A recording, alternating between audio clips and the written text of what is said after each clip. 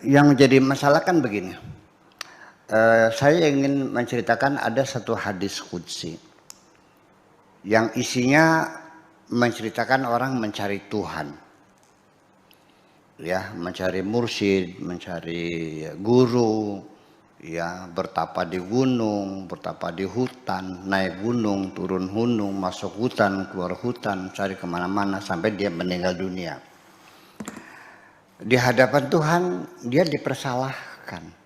Kenapa engkau mencariku ke hutan-hutan, mencari guru-guru, mencari lautan, nggak bakal ketemu.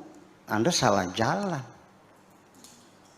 Lalu dalam hadis qudsi dikatakan, andaikan engkau di dunia itu menyambangi tetanggamu yang sedang merintih kesakitan, kau bantu dia dengan obat-obatan. Sejak dulu engkau sudah bisa bertemu dengan aku.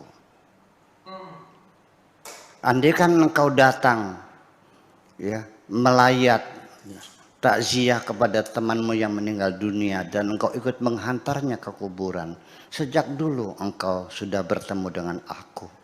Selama ini engkau mencari aku salah jalan. Jadi di sini artinya bahwa ternyata ibadah sosial itu lebih mulus mengantarkan kepada Tuhan daripada ibadah-ibadah seremoni. Berzikir, berpuasa, ya kan begitu. Jelas akan menyentuh kemanusiaan kita. Karena aku ada di samping orang yang sakit itu. Ketika engkau datang mengunjungi orang yang sakit, engkau sudah sejak dulu ketemu dengan aku. Karena aku di samping orang yang sakit. Ketika engkau menghantarkan orang yang mati, aku bersama dengan orang yang mati itu.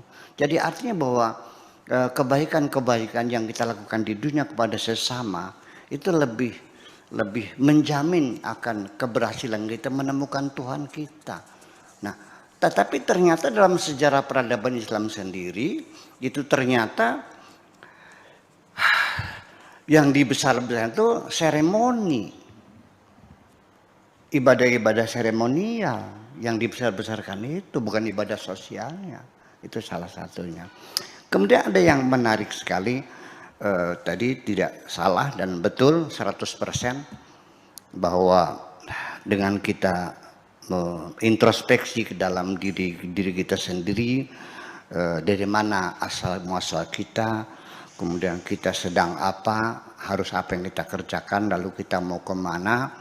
Ini adalah 3 pertanyaan. Apabila seseorang bisa menjawab dengan benar, engkau dari mana dan sekarang engkau sedang apa, dan engkau akan kemana, berarti engkau sudah mengenal Tuhanmu. Sama juga. Ya artinya bahwa kalau kita tahu dari mana, sedang apa, mau kemana bisa terjauh, berarti selesai, kamu sudah tahu.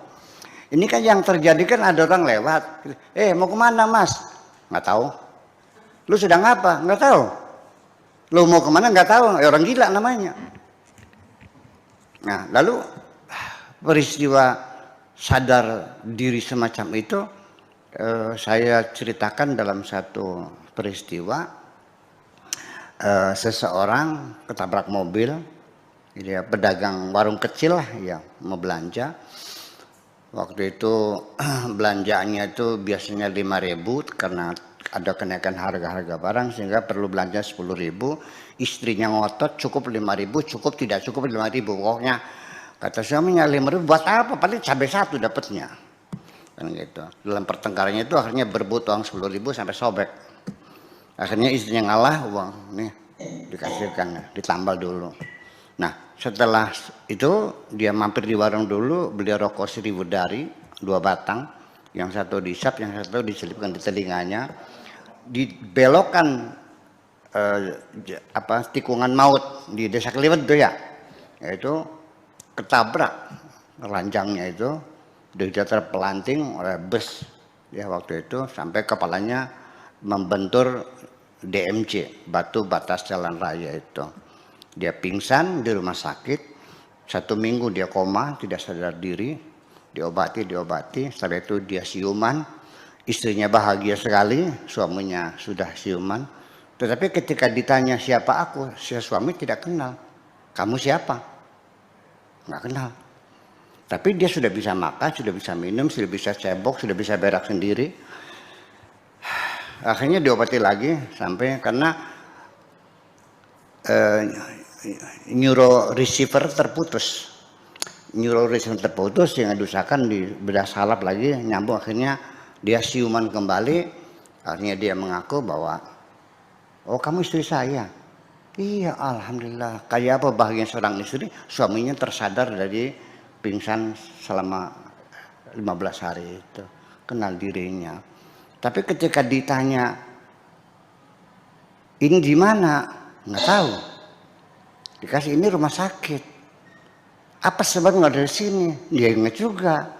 Diceritakan belum ingat juga. Diobati lagi, disempurnakan lagi.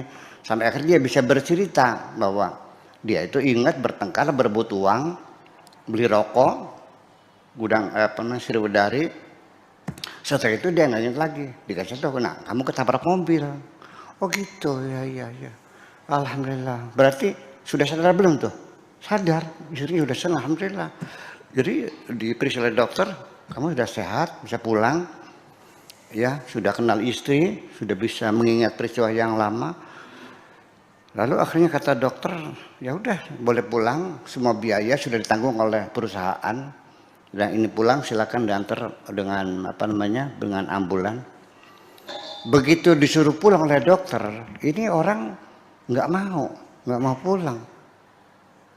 Mau di sini aja. Kenapa mau di sini aja? Enak di sini mah. Ranjangnya putih, spraynya putih, lantainya putih, pintunya putih, jendelanya putih, pelayannya putih semua. Enak di sini, nggak mau pulang. Sudah sadar belum? Belum sadar kan? Berarti orang kalau belum rindu ingin pulang, berarti belum sadar. Saya mau nanya, Anda rindu mau pulang nggak? Kalau begitu Anda belum sadar. Nah itulah, jadi kedalaman daripada kerinduan kita ingin pulang itu juga menjadi satu standar bahwa dia sudah tersadar diri. Hasil dari introspeksi yang sangat panjang tadi, di penghujungnya kita merindukan kapan pulang. Kalau kita masih betah dalam dunia, tidak mau pulang, berarti kita masih belum sempurna kesadaran kita. Saya kira seperti itu. Jadi dari mana, sedang apa, dan ketika mau kemana, di ujungnya kita akan pulang kepada Tuhan kita. Itulah terima kasih. Jadi tidak ada beda dengan apa yang dikatakan oleh Ibu Sri Utami tadi. Terima kasih.